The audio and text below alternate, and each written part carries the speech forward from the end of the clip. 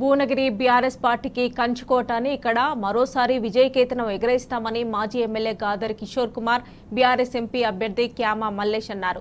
యాదాద్రి భువనగిరి కేంద్రంలో మీడియా సమావేశం నిర్వహించిన వారు కాంగ్రెస్ బీజేపీ పార్టీలు తమకు పోటీనే కాదని స్పష్టం చేశారు. కాంగ్రెస్ అభ్యర్థి చామల కిరణ్ కుమార్ రెడ్డి ఫోర్జరీ కేసులో కాంగ్రెస్ పార్టీ నుంచి డిస్మిస్ అయిన వ్యక్తి అని విమర్శించారు. ఇక బీజేపీ అభ్యర్థి పూర నర్సయ్య గౌడ్ బహుజనులమంటూ ప్రజలను మోసం చేసేందుకు ముందుకు వచ్చాడని ఆగ్రహాన్ని వ్యక్తం చేశారు. ఎవరెన్ని కుట్రలు చేసినా భువనగిరి పార్లమెంటు స్థానంలో గెలిచేది బీఆర్ఎస్ పార్టీనేనని స్పష్టం చేశారు. చిత్తశుద్ధితో డిసిప్లిన్గా పనిచేస్తూ 5 సంవత్సరాలు బీఆర్ఎస్ పార్టీలో పనిచేయడం. కేసీఆర్ గారు అవకాశం కల్పించి ఎంపీకి ఇచ్చారు. 5 ఏళ్ళు ఎంపీగా పనిచేసిండు. ఏం పని చేసిండో మీ అందరికీ తెలుసు. అదేవిధంగా మళ్ళా తిరిగి అవకాశం ఇచ్చిండు. జై శ్రీరామాన్ని చెప్పుకొని ఓట్లు అడిగితే ప్రజలు నమ్మరు.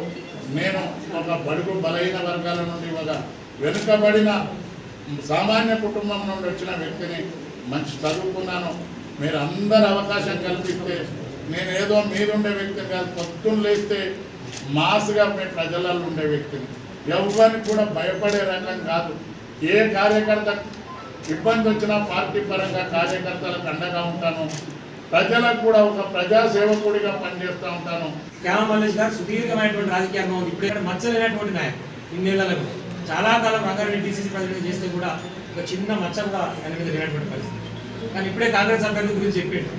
సస్పెండ్ చేసి డిస్మిస్ చేసిరు అని చెప్పి. ఎందుకు చేసినా చెప్పలేదు. ఎందుకు చేసిరంటే రాహుల్ గాంధీ సంతకం ఫోర్జరీ చేసారు. రాహుల్ గాంధీ సంతకం ఫోర్జరీ చేస్తే ఆయన డిస్మిస్ చేశారు.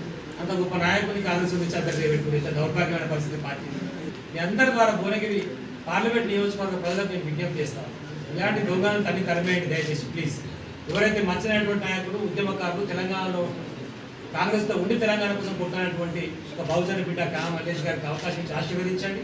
చాలామందికి ఈ పార్టీ, ఈ ఉద్యమం చాలా గొప్ప గొప్ప నాయకులను తయారు చేసింది, గొప్ప గొప్ప అవకాశాలు ఇచ్చింది నాతో సహా.